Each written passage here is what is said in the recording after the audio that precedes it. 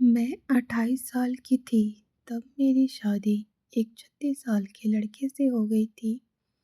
घर में एक देवर और ससुर जी थे। मैं अकेली औरत थी जो घर को संभाल रही थी। सास की तबीयत ठीक नहीं रहती थी, इसलिए वो बेड पे लेटी रहती थी। मैं सबका ख्याल रखती थी। सास ससुर देवर पति सबका खाना पीना, घर की देखभाल करना हो या घर के सदस्य की, पूरे परिवार की जिम्मेदारी मेरी ही थी। मेरे पति की नौकरी दूसरे शहर में थी, जिस कारण वो मुझे ससुराल में छोड़कर चले जाते थे। 2 महीने पर घर आते थे। मैं बहुत याद करती थी। अपने कमरे में लेट-लेट कर बस पति की याद में आंसू बहाती रहती थी। एक दिन मुझे ससुर जी ने मुझे उदास देखा, तो मेरे कमरे के सामने से गुजर रहे थे, तो उन्होंने मुझे रोते हुए देख लिया था। "क्या बात है, तुम रमेश को याद करके रो रही हो?" मैंने हाँ में सर हिलाया। फिर उन्होंने मेरे आंसू पोंछा और कहा, कोई नहीं, तुम अगर उदास होती हो तो मेरे पास बैठ जाया करो, कुछ बातें कर लिया करेंगे, तुम्हें अच्छा लगेगा। मैं तुमसे कुछ अच्छी बातें सीख लूँगा। मैं पुराने ख़यालात के नहीं हूँ, तो अगली बार तुम संकोच मत करना। इस तरह की बात ससुर जी ने सुन मैं बहुत सुकून में थी, क्योंकि मुझे लगता था इस घर में कोई समझता ही नहीं, सिर्फ और सिर्फ मैं काम करने के लिए हूँ।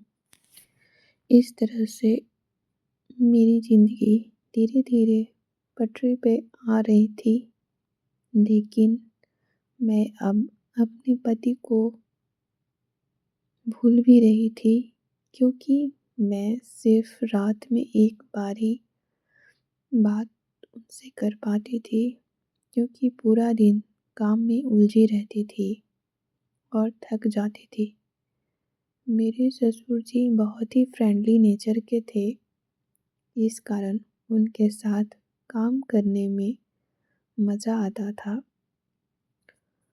वो घर के कामों में छोटे-छोटे मदद कर दिया करते थे। मैं और ससुर जी लगते ही नहीं थे कि बहू और ससुर का रिश्ता है।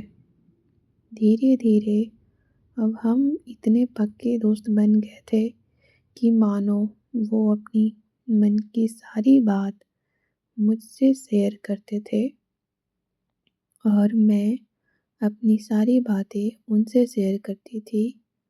हम दोनों के बीच एक अनोखा रिश्ता बन गया था।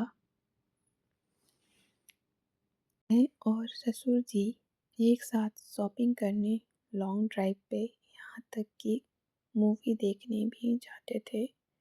एक बार मेरे पति 3 महीने बाद घर आए हुए थे। मेरे और ससुर जी की बॉन्डिंग देखकर बहुत खुश थे। कुछ दिन ये सिलसिला अच्छा रहा, पर मेरे और ससुर जी के साथ ये बॉन्डिंग मेरे और पति में बिल्कुल नहीं था। कुछ भी बात पे हमारा झगड़ा हो जाता था और मूड ऑफ हो जाता था। मुझे मेरे पति में कोई दिलचस्पी नहीं थी। जो भी वक्त होता था उसमें घर के काम और खुद में रहती थी, पर मैं कुछ न कुछ मिस करती थी।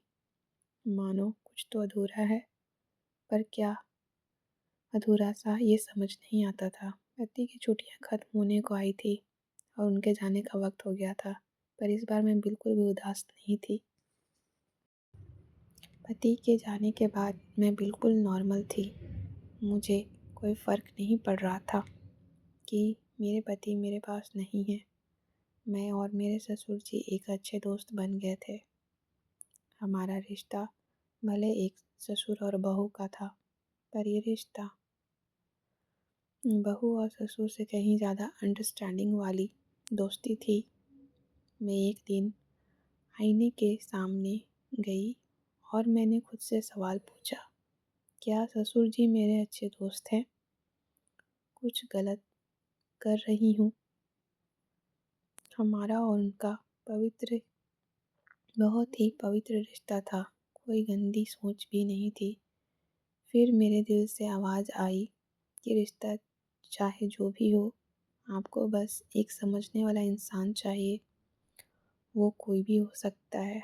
और इस तरह मैं और ससुर जी एक अच्छे दोस्त बन गए।